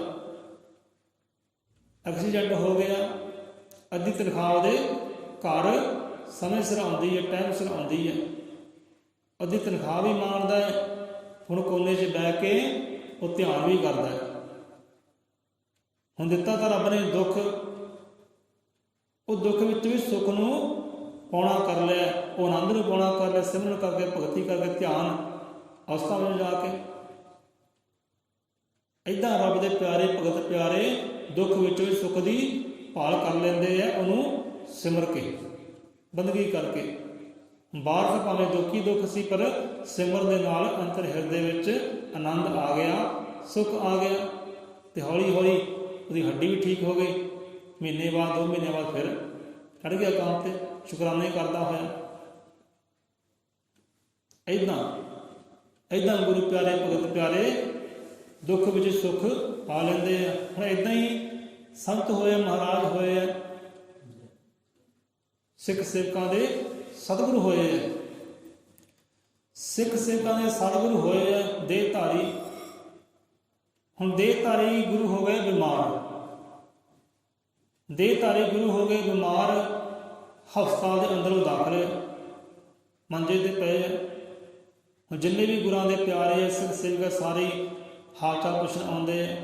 ਕੋਈ ਫਲ ਫਰੂਟ ਲੈ ਕੇ ਆਉਂਦਾ ਹੈ, ਕੋਈ ਜੂਸ ਲੈ ਕੇ ਆਉਂਦਾ ਹੈ, ਕੋਈ ਰੋਟੀ ਲੈ ਕੇ ਆਉਂਦਾ ਹੈ, ਆਪਣੇ ਆਪ ਵਿੱਚ ਚਾਹ ਕਰਕੇ ਪਦਾਰਥ ਲੈ ਕੇ ਆਉਂਦਾ, ਰਸਦਾ ਲੈ ਕੇ ਆਉਂਦਾ ਹੈ। ਹੁਣ ਹੋ ਕੀ ਰਿਹਾ ਹੈ, ਗੁਰੂ ਮਹਾਰਾਜ ਹਸਪਤਾਲ ਦੇ ਅੰਦਰ ਮੰਜੇ ਉੱਪਰ ਜੋ ਮਲ ਮੂਤਰ ਦੀ ਕਿਰਿਆ ਹੈ ਨਾ, ਉਹ ਵੀ ਹੁਣ ਬਿਸਤਰ ਤੇ ਹੋ ਰਹੀ ਹੈ। ਤੇ ਜੋ ਸੰਗਤ ਹੈ ਉਹ ਸਾਰੇ ਕਾਰਜ ਦੇਖ ਰਹੇ, ਸੰਭਾਲ ਕਰਦੀ, ਮਲ ਮੂਤਰ ਵੀ ਸਾਫ਼ ਕਰਦੀ ਹੈ, ਸੇਵਾ ਕਰਦੀ ਹੈ, ਇੱਕ ਮਾਈ ਦੀ ਤਰ੍ਹਾਂ, ਬਾਪ ਦੀ ਤਰ੍ਹਾਂ। ਤੇ ਸਿੱਖ ਪਿਆਰੇ ਪੁੱਛਦੇ ਆ ਕਿ ਸਤਿਗੁਰੂ ਮਹਾਰਾਜ ਤੁਸੀਂ ਕਿੱਦਾਂ ਦਾ ਮਹਿਸੂਸ ਕਰ ਰਹੇ ਹੋ, ਕਿੱਦਾਂ ਦਾ ਮਹਿਸੂਸ ਕਰਦੇ ਹੋ? ਤੇ ਸਤਿਗੁਰੂ ਮਹਾਰਾਜ ਕਹਿਣਾ ਕਰਦੇ ਨੇ, ਪਿਆਰਿਓ ਅਸੀਂ ਬੜੇ ਆਨੰਦ ਦੇ ਵਿੱਚ ਹਾਂ, ਬੜੇ ਸੁੱਖ ਦੇ ਵਿੱਚ ਹਾਂ। ਕਹਿੰਦੇ ਮਹਾਰਾਜ ਉਹ ਕਿੱਦਾਂ?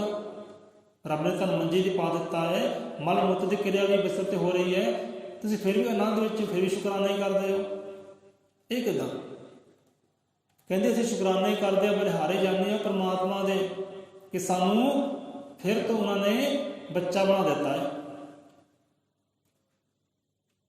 ਸਾਨੂੰ ਫਿਰ ਤੋਂ ਪਰਮਾਤਮਾ ਨੇ ਬੱਚਾ ਬਣਾ ਦਿੱਤਾ ਹੈ। ਬੱਚੇ ਵਾਲੀ ਭਾਵਨਾ ਵਿੱਚ ਆ ਗਏ ਆ। ਜੇ ਬੱਚਾ ਬਿਸਤਰੇ ਤੇ ਮਲ ਮੂਤਰ ਕਰਦਾ ਹੈ ਤੇ ਮਾਈ ਬਾਪ ਸਾਹਮਣਾ ਕਰਦਾ ਹੈ, ਦੇਖ ਰੇਖ ਕਰਦਾ ਹੈ।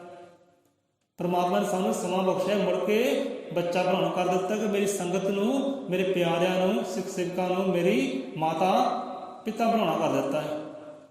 ਤੁਸੀਂ ਆਏ ਹੋ ਬਲਿਹਾਰੇ ਜੀ ਸਦਕੇ ਹੈ, ਤੁਸੀਂ ਸਾਡੇ ਮਾਤਾ ਪਿਤਾ ਬਣ ਕੇ ਆਏ ਹੋ, ਮਾਤਾ ਪਿਤਾ ਵਾਂਗ ਸਾਡੀ ਦੇਖ ਰੇਖ ਸੰਭਾਲ ਕਰਦੇ ਹੋ। ਇਹ ਇੰਨੀ ਸੁਲੱਖਣੀ ਘੜੀ ਮਾਤਾ ਦਾਤਾ ਨੇ ਬਖਸ਼ਿਸ਼ ਕੀਤੀ ਹੈ, ਬਲਿਹਾਰੇ ਜਾਂਦੇ ਉਹਦੇ, ਸ਼ੁਕਰਾਨੇ ਉਹਦੇ, ਇਹ ਹੁੰਦੀ ਹੈ। ਇੱਦਾਂ ਦੁੱਖ ਵਿੱਚੋਂ ਵੀ ਦੇਖੋ ਉਹਨਾਂ ਨੇ ਸੁੱਖ ਪਾਉਣਾ ਕਰ ਲਿਆ, ਸ਼ੁਕਰਾਨੇ ਕਰਕੇ। ਪਰਮਾਤਮਾ ਤੇਰਾ ਸ਼ੁਕਰ ਹੈ, ਸ਼ੁਕਰ ਹੈ ਤੇਰਾ, ਇਹ ਸਮਾਂ ਬਖਸ਼ਿਆ, ਮੁੜ ਕੇ ਮੈਨੂੰ ਬੱਚਾ ਬਣਾ ਦਿੱਤਾ ਹੈ। ਕਿਉਂਕਿ ਜਿਹੜੀ ਭਾਵਨਾ ਬੱਚੇ 'ਚ ਹੁੰਦੀ ਹੈ ਨਾ, ਉਹ ਬਿਰਧ ਵਿੱਚ ਨਹੀਂ ਹੁੰਦੀ, ਨੌਜਵਾਨ ਵਿੱਚ ਨਹੀਂ ਹੁੰਦੀ। ਜਦੋਂ ਬੱਚਾ ਬੱਚਾ ਹੁੰਦਾ ਹੈ ਤੇ ਸਾਰੇ ਸਮਰੂਪੀ ਹੁੰਦੇ ਹੈ, ਸਾਰੇ ਇੱਕੋ ਜਿਹੇ ਹੁੰਦੇ, ਕਿਸੇ ਨਾਲ ਨਫ਼ਰਤ ਨਹੀਂ, ਘਿਰਣਾ ਨਹੀਂ, ਕੋਈ ਵੈਰ ਵਿਰੋਧ ਨਹੀਂ। ਇਹ ਬੱਚੇ ਦੀ ਅਵਸਥਾ ਹੁੰਦੀ ਹੈ। ਸੋ ਬੱਚੇ ਵਾਲੀ ਅਵਸਥਾ ਵਿੱਚ ਮੁੜ ਕੇ ਲਿਆ ਦਿੱਤਾ ਹੈ ਪਰਮਾਤਮਾ ਨੇ। ਮੈਂ ਸ਼ੁਕਰਾਨੇ ਕਰਦਾ, ਬਲਿਹਾਰੇ ਜਾਣਾ, ਤੇ ਮਾਤਾ ਪਿਤਾ ਸੰਗਤ ਨੂੰ ਬਣਾ ਦਿੱਤਾ ਹੈ। ਇੱਦਾਂ ਹੁੰਦੀ ਹੈ ਦੁੱਖ ਵਿੱਚੋਂ ਵੀ ਸੁੱਖ ਦੀ ਭਾਲ ਕਰਨੀ। ਮੰਨ ਲਓ ਕੋਈ ਤਾਪ ਚੜ੍ਹ ਗਿਆ, ਬੁਖਾਰ ਚੜ੍ਹ ਗਿਆ, ਪਹਿਲਾਂ ਜਾਂਦੇ ਸੀ ਕੰਮਕਾਰ, ਤੇ ਕੰਮ ਕਰਦੇ ਜਾ ਕੇ ਸਮਾਂ ਨਹੀਂ ਸੀ ਮਿਲਦਾ ਬੰਦਗੀ ਕਰਦਾ, ਸਿਮਰਨ ਕਰਦਾ। ਹੁਣ ਤਾਪ ਚੜ੍ਹ ਗਿਆ, ਚਲੋ ਤਾਪ ਚੜ੍ਹ ਗਿਆ, ਬੈਠੇ ਘਰ ਦੇ ਅੰਦਰ। ਹੁਣ ਤਾਪ ਚੜ੍ਹਿਆ ਹੈ, ਬੁਖਾਰ ਚੜ੍ਹਿਆ ਹੈ, ਤੇ ਬੰਦਾ ਫਿਰ ਚੌੜਾ ਮਾਰ ਕੇ ਹੁਣ ਸ਼ੁਕਰਾਨੇ ਕਰਦਾ, ਸਿਮਰਦਾ ਹੈ ਪਰਮਾਤਮਾ ਦਾ। ਸ਼ੁਕਰ ਦਾਤਾ, ਤੂੰ ਮੈਨੂੰ ਸਮਾਂ ਬਖਸ਼ਿਆ। ਉਦੋਂ ਤਾਂ ਮੈਨੂੰ ਸਮਾਂ ਮਿਲਣਾ ਨਹੀਂ ਸੀ, ਇੱਦਾਂ ਤੂੰ ਸਮਾਂ ਬਖਸ਼ਿਆ, ਹੁਣ ਤੇਰੀ ਬੰਦਗੀ ਤਾਂ ਕਰ ਸਕਦਾ, ਹੁਣ ਤੇਰੀ ਚਿੱਤ ਤਾਂ ਕਰ ਸਕਦਾ। ਕੋਈ ਵੀ ਦੁੱਖ ਆਉਂਦਾ ਹੈ, ਦੁੱਖ ਵਿੱਚੋਂ ਸੁੱਖ ਦੀ ਭਾਲ ਕਰੋ, ਉਹਨੂੰ ਸਿਮਰੋ, ਉਹਨੂੰ ਚੇਤੇ ਕਰੋ, ਸ਼ਬਦ ਨੂੰ ਸਿਮਰੋ ਸਵਾਸ ਸਵਾਸ ਦੇ ਨਾਲ। ਜਦੋਂ ਸਿਮਰਾਂਗੇ ਤਾਂ ਅੰਦਰ ਸੁੱਖ ਆਵੇਗਾ, ਆਨੰਦ ਆਵੇਗਾ। ਇੱਦਾਂ ਗੁਰੂ ਪਿਆਰਿਆਂ ਨੇ, ਭਗਤਾਂ ਪਿਆਰਿਆਂ ਨੇ, ਸੰਤਾਂ ਰਹਿਬਰਾਂ ਨੇ ਦੁੱਖ ਵਿੱਚੋਂ ਵੀ ਸੁੱਖ ਨੂੰ ਪਾਉਣਾ ਕਰ ਲਿਆ। ਉਹਦੇ ਦਰਸ਼ਨਦਾਰੇ ਵੀ ਕਰ ਲਏ ਨੇ। ਦੇਖੋ ਸੰਤਾਂ ਦੇ ਕਿੰਨੇ ਕਸ਼ਟ ਪਏ, ਸੰਤਾਂ ਦੇ ਕਿੰਨੇ ਕਸ਼ਟ ਪਏ। ਹੁਣ ਸਧਨਾ ਜੀ ਤੇ ਮੌਤ ਦਾ ਚਲੋ ਸਾਇਆ ਆ ਗਿਆ, ਲੱਗੇ ਖਤਮ ਕਰਨ, ਲੱਗੇ ਉਹ ਸਜ਼ਾ ਦੇਣ ਸਧਨਾ ਜੀ ਨੂੰ। ਤੇ ਕੀਤਾ ਕੀ ਹੈ, ਅੰਦਰ ਧਿਆਨ ਹੋ ਗਏ, ਲੈ ਪਰਮਾਤਮਾ ਤੇਰਾ ਸ਼ੁਕਰਾਨਾ ਹੈ, ਤੇ ਤੂੰ ਬਲਿਹਾਰੇ ਜਾਨਾ, ਮੈਨੂੰ ਸਮਾਂ ਬਖਸ਼ਿਆ। ਸਿਮਰਨ ਲੱਗ ਪਏ, ਚੇਤੇ ਕਰਨ ਲੱਗ ਪਏ, ਅੰਤਰ ਧਿਆਨ ਹੋ ਗਏ। ਜਿੱਦਾਂ ਹੀ ਅੰਤਰ ਧਿਆਨ ਹੋਇਆ ਤੇ ਆ ਗਿਆ ਪਰਮਾਤਮਾ ਸਾਹਮਣੇ ਪ੍ਰਗਟ ਹੋ ਗਏ। ਪਰਮਾਤਮਾ ਦੇ ਦਰਸ਼ਨ ਦਾਰੇ ਵੀ ਕਰ ਲਏ, ਤੇ ਪਰਮਾਤਮਾ ਨੇ ਭਗਤ ਦੀ ਲਾਜਪਤ ਵੀ ਦਿਖ ਲਈ। ਕਹਿੰਦੇ ਮੈਂ ਬਲਿਹਾਰੇ ਜਾਂਦਾ ਇਹੋ ਜਿਹੇ ਸਮੇਂ ਤੋਂ, ਮੈਂ ਸ਼ੁਕਰਾਨੇ ਜਾਣਾ ਇਹੋ ਜਿਹੇ ਸਮੇਂ ਤੋਂ, ਕਿ ਆਹ ਸਮੇਂ ਵਿੱਚ, ਆ ਦੁੱਖ ਦੀ ਘੜੀ ਵਿੱਚ ਮੈਂ ਪਰਮ ਸੁੱਖ ਨੂੰ ਪ੍ਰਾਪਤ ਕਰ ਲਿਆ। ਉਹ ਪਰਮ ਆਨੰਦ ਦੇ, ਪਰਮਾਨੰਦ ਦੇ ਦਰਸ਼ਨ ਦਾਰੇ ਕਰ ਲਏ। ਇਹ ਤੋਂ ਵੱਡੀ ਕਿਹੜੀ ਗੱਲ ਹੈ? ਕਿਉਂਕਿ ਦੁੱਖ 'ਚ ਕੀਤਾ ਦੁੱਖ ਵਿੱਚ ਹੈ। ਦੁੱਖ ਦੀ ਘੜੀ ਸੀ, ਪਰ ਦੁੱਖ ਵਿੱਚੋਂ ਵੀ ਪਰਮਾਤਮਾ ਰੂਪੀ ਸੁੱਖ ਨੂੰ ਪ੍ਰਗਟ ਕਰ ਲਿਆ। ਇੱਦਾਂ ਕੀਤਾ ਉਹਨਾਂ ਨੇ ਵੀ, ਦੁੱਖ ਦੀ ਘੜੀ ਵਿੱਚ ਵੀ ਉਹ ਸੁੱਖ ਨੂੰ ਪ੍ਰਗਟ ਕਰ ਲਿਆ, ਆਨੰਦ ਨੂੰ ਪ੍ਰਗਟ ਕਰ ਲਿਆ। ਸੋ ਸ਼ੁਕਰਾਨੇ ਹੈ। ਸੋ ਦੁੱਖ ਵਿੱਚ ਵੀ ਸੁੱਖ ਵਿੱਚ ਵੀ ਹੁਣ ਚੇਤੇ ਰੱਖੀਏ। ਦੁੱਖ ਸੁੱਖ ਵਿੱਚ ਚੇਤੇ ਰੱਖਾਂਗੇ ਤਾਂ ਆਨੰਦ ਹੀ ਆਨੰਦ ਹੈ। ਸੋ ਦੁੱਖ ਸੁੱਖ ਪਿਆਰੇ ਤੁਧ ਧਿਆਈ, ਇਹ ਸੁਮਤੀ ਗੁਰੂ ਤੋਂ ਪਾਈ। ਇਹ ਮੱਤ ਗੁਰੂ ਤੋਂ ਲੈ, ਕਿੱਦਾਂ ਆਨੰਦ ਪਾਉਣਾ ਹੈ, ਕਿੱਦਾਂ ਹਰ ਵੇਲੇ ਸੁੱਖ 'ਚ ਰਹਿਣਾ ਹੈ, ਕਿੱਦਾਂ ਦੁੱਖ ਵਿੱਚੋਂ ਸੁੱਖ ਨੂੰ ਭਾਲ ਕਰਨੀ, ਇਹ ਮੱਤ ਸਤਿਗੁਰ ਤੋਂ ਲੈ। ਸੁਭਾਗ ਹੁਆ ਗੁਰ ਸੰਤ ਮਿਲਾਇਆ, ਪ੍ਰਭੂ ਅਬਨਾਸ਼ੀ ਘਰ ਨੇ ਪਾਇਆ। ਕਿੰਨੇ ਪਿਆਰੇ ਬਚਨ ਹੈ। ਕਹਿੰਦੇ ਮੈਂ ਤਾਂ ਵੱਡਾ ਭਾਗਾ ਹੈ, ਕਰਮਾਂ ਵਾਲਾ, ਵੱਡੇ ਭਾਗ ਹੈ ਮੇਰੇ। ਇਹ ਸਤਿਗੁਰ ਨੇ ਉਹ ਸੰਤ ਦੇ ਨਾਲ ਮਿਲਾਉਣਾ ਕਰ ਦਿੱਤਾ ਹੈ। ਬਲਿਹਾਰੇ ਜਾਣਾ ਆਪਣੇ ਸਤਿਗੁਰ ਤੋਂ, ਇਹ ਮੇਰੇ ਐਡੇ ਵੱਡੇ ਭਾਗ ਹੈ ਜੋ ਮੇਰੇ ਗੁਰੂ ਨੇ ਉਹ ਸੰਤ ਦੇ ਨਾਲ ਮਿਲਾਉਣਾ ਕਰ ਦਿੱਤਾ ਹੈ। ਸੰਤ ਇੱਥੇ ਤੈਨੂੰ ਕਿਹਾ ਹੈ, ਸੰਤ ਕਹਿੰਦੇ ਨੇ ਉਹ ਸੱਚ ਨੂੰ, ਸੰਤ ਕਹਿੰਦੇ ਹੈ ਉਹ ਸ਼ਾਂਤ ਨੂੰ, ਸੰਤ ਕਹਿੰਦੇ ਸ਼ਾਂਤੀ ਨੂੰ, ਟਿਕੇ ਹੋਏ ਨੂੰ। ਇਹ ਪਰਮਾਤਮਾ ਵੱਲ ਗੱਲ ਜਾਂਦੀ ਹੈ। ਭਾਗ ਹੋਵਾ ਗੁਰੂ ਸੰਤ ਮਿਲਾਇਆ, ਅੱਗੇ ਆਉਂਦਾ ਹੈ ਪ੍ਰਭੂ ਅਬਨਾਸ਼ੀ ਘਰ ਨੇ ਪਾਇਆ। ਪ੍ਰਭੂ ਅਬਨਾਸ਼ੀ ਉਹ ਪਰਮਾਤਮਾ ਜਿਹੜਾ ਕਦੇ ਨਾਸ਼ ਹੋਣ ਵਾਲੀ ਹਸਤੀ ਹੈ ਹੀ ਨਹੀਂ ਹੈ। ਉਹਨੂੰ ਪਾਇਆ ਕਿੱਥੋਂ? ਆਪਣੇ ਘਰ 'ਚ ਪਾਇਆ, ਭਾਵ ਕੇ ਦੇਹੀ 'ਚ ਪਾਇਆ। ਇਹ ਜੁਗਤੀ ਢੰਗ ਤਰੀਕਾ ਮੱਤ ਕਿੱਥੋਂ ਲਈ? ਸਤਿਗੁਰ ਤੋਂ ਲਈ, ਸਤਿਗੁਰ ਨੇ ਦਿੱਤੀ। ਉਹ ਸ਼ਾਂਤ ਰੂਪ, ਉਹ ਇਕਾਗਰ ਹਿਰਦਾ, ਉਹ ਗਿਆਨ ਦੇ ਪ੍ਰਕਾਸ਼ ਦੇ ਨਾਲ, ਜੋ ਸਰੂਪ ਦੇ ਨਾਲ ਮਿਲਾਉਣਾ ਕਰ ਦਿੱਤਾ, ਉਹ ਅਬਨਾਸ਼ੀ ਦੇ ਨਾਲ ਮਿਲਾਉਣਾ ਕਰ ਦਿੱਤਾ, ਅੰਦਰੋਂ ਪ੍ਰਗਟ ਕਰ ਦਿਖਲਾਇਆ। ਇਹ ਸਤਿਗੁਰ ਦੀ ਵਡਿਆਈ। ਸੋ ਦੁੱਖ ਵਿੱਚੋਂ ਸੁੱਖ ਦੀ ਭਾਲ ਕਰਨੀ, ਮਨ ਨੂੰ ਗਿਆਨ ਦਾ ਚੋੜ ਕਰਨੀ, ਗਿਆਨ ਦੇ ਪ੍ਰਕਾਸ਼ ਮਨ ਨੂੰ ਕਰਨੇ, ਦੁੱਖ ਵਿੱਚੋਂ ਸੁੱਖ ਨੂੰ ਪਾਉਣਾ ਕਰਨਾ। ਘੜੀ ਦੁੱਖ ਦੀ ਹੈ, ਪਰ ਉਹਦਾ ਸਿਮਰਨਾ ਹੋ ਜਾਏ, ਚੇਤੇ ਹੋ ਜਾਏ, ਬੰਦਗੀ ਹੋ ਜਾਏ, ਤਾਂ ਦੁੱਖ ਵਿੱਚ ਸੁੱਖ ਪਾਇਆ ਜਾ ਸਕਦਾ ਹੈ। ਹੁਣ ਜਿਵੇਂ ਸਾਡੀ ਭੈਣਾਂ ਕਹਿਣ ਲੱਗੀ ਕਿ ਸਾਨੂੰ 12 ਵਜੇ 11 ਵਜੇ ਕੋਈ ਸ਼ੈਤਾਨੀ ਆਤਮਾ ਪਰੇਸ਼ਾਨ ਕਰਦੀ ਹੈ, ਬੜੇ ਬੜੇ ਰੰਗ ਧਾਰ ਕੇ ਆਉਂਦੀ ਹੈ, ਕਈ ਤਰ੍ਹਾਂ ਦੀਆਂ ਆਵਾਜ਼ਾਂ ਆਉਂਦੀਆਂ। ਹੈ ਤਾਂ ਪਰੇਸ਼ਾਨੀ ਦੀ ਘੜੀ ਹੈ ਤਾਂ ਦੁੱਖ ਦੀ ਘੜੀ ਹੈ,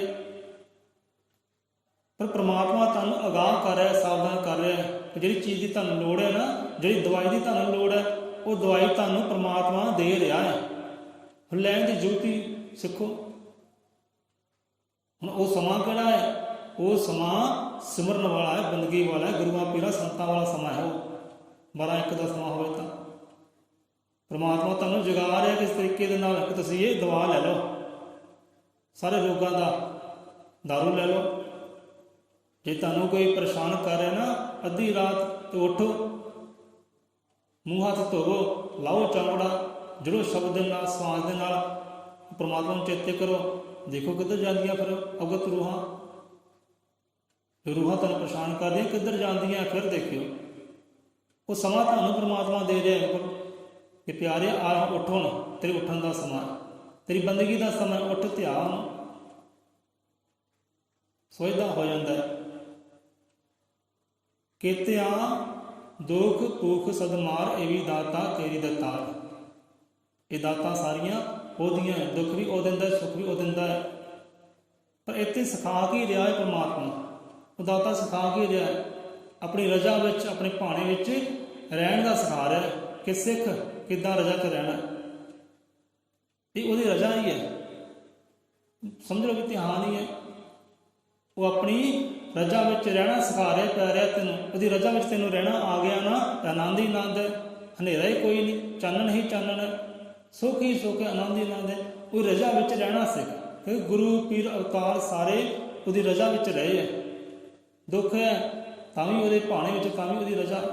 ਠੀਕ ਹੈ ਪਰਮਾਤਮਾ, ਤੇਰਾ ਭਾਣਾ ਮਿੱਠਾ ਲੱਗੇ, ਹਰੀ ਨਾਮ ਪਦਾਰਥ ਨਾ ਮੰਗੇ, ਮੈਂ ਤਾਂ ਤੇਰਾ ਨਾਮ ਮੰਗਦਾ ਹੈ, ਤੂੰ ਆਪਣਾ ਨਾਮ ਦੇ। ਬਾਕੀ ਤੇਰੀ ਰਜਾ। ਜਦੋਂ ਮੰਗਦੇ ਆ ਨਾਮ, ਜਦੋਂ ਮੰਗਦੇ ਆ ਗੁਣ, ਜਦੋਂ ਮੰਗਦੇ ਆ ਆਨੰਦ, ਉਦੋਂ ਫਿਰ ਰਜਾ ਵਿੱਚ ਰਹਿਣਾ ਆ ਜਾਂਦਾ ਹੈ। ਸੋ ਦੁੱਖ ਦੀ ਮਾਰ, ਸੁੱਖ ਦੀ ਮਾਰ ਉਹ ਮਾਰਦਾ ਹੈ, ਰਜਾ ਵਿੱਚ ਰਹਿਣਾ ਸਿਖਾਉਂਦਾ ਹੈ। ਜਦੋਂ ਰਜਾ ਵਿੱਚ ਰਹਿ, ਰਜਾ ਵਿੱਚ ਰਹਿਣਾ ਸਿੱਖ ਗਏ ਤਾਂ ਹਰ ਪਾਸੇ ਖੁਸ਼ੀਆਂ ਖੁਸ਼ੀਆਂ, ਖੇੜੇ ਖੇੜੇ ਹੈ, ਹਨੇਰਾ ਕੋਈ ਨਹੀਂ, ਹਰ ਪਾਸੇ ਚਾਨਣ ਹੈ। ਜਿਸ ਤਾਂ ਵਸੇ ਅਵਿਨਾਸ਼ੀ ਧੁੱਪ ਰਹਿ, ਦਿਨ ਰਹਿੰਦਾ ਹੁੰਦੀ ਨਾ ਸ਼ਾਮ। ਜਿੱਥੇ ਉਹ ਅਵਿਨਾਸ਼ੀ ਵਾਸ ਕਰਦਾ ਨਾ, ਉੱਥੇ ਛਾਂ ਕਦੇ ਹੁੰਦੀ ਨਹੀਂ ਗੀ, ਹਨੇਰਾ ਹੁੰਦਾ ਹੀ ਨਹੀਂ ਗਾ, ਚਾਨਣ ਹੀ ਚਾਨਣ ਰਹਿੰਦਾ ਹੈ। ਤੇ ਜਗਿਆਸੂ ਜਨ ਵੀ ਉੱਥੇ ਪਹੁੰਚ ਜਾਂਦਾ ਹੈ ਜਿੱਥੇ ਚਾਨਣ ਹੀ ਚਾਨਣ ਹੈ, ਹਨੇਰਾ ਹੈ ਹੀ ਨਹੀਂ। ਜਿੱਥੇ ਸੁੱਖ ਹੀ ਸੁੱਖ, ਆਨੰਦ ਹੀ ਆਨੰਦ ਹੈ, ਦੁੱਖ ਨਾਮ ਦੀ ਕੋਈ ਚੀਜ਼ ਹੀ ਹੈ ਨਹੀਂ। ਜਗਿਆਸੂ ਜਨ ਵੀ ਉੱਥੇ ਪਹੁੰਚ ਸਕਦਾ ਜੇ ਉਹਦੀ ਰਜਾ ਵਿੱਚ ਰਹਿਣਾ ਆ ਜਾਏ। ਸੋ ਰਜਾ ਸਿਖਾਉਂਦੇ ਨੇ ਪਾਤਸ਼ਾਹ ਪਰਮਾਤਮਾ, ਜਿਉਂਦੇ ਹੀ ਆਪਣੇ ਆਪ ਉਹ ਜਗਾਉਣਾ ਕਦੇ ਪਈ। ਉੱਠ ਸਮੇਂ ਨੂੰ ਸਾਂਭ, ਜਿਹਨੇ ਸਮੇਂ ਨੂੰ ਸਾਂਭ ਲਿਆ, ਉਹ ਸਮੇਂ ਨੂੰ ਸਮਝ ਲਿਆ, ਉਹਦੇ ਤਾਂ ਦੁੱਖ ਲਾਗੇ ਨਹੀਂ ਆਉਂਦਾ। ਬਾਹਰੋਂ ਦੁੱਖ ਆਉਣਗੇ ਪਰ ਅੰਦਰ ਸੁੱਖ ਹੈ, ਅੰਦਰ ਆਨੰਦ ਹੈ। ਸੋ ਇੱਥੇ ਆਪਾਂ ਵਿਸ਼ਰਾਮ ਲੈਂਦੇ ਹਾਂ।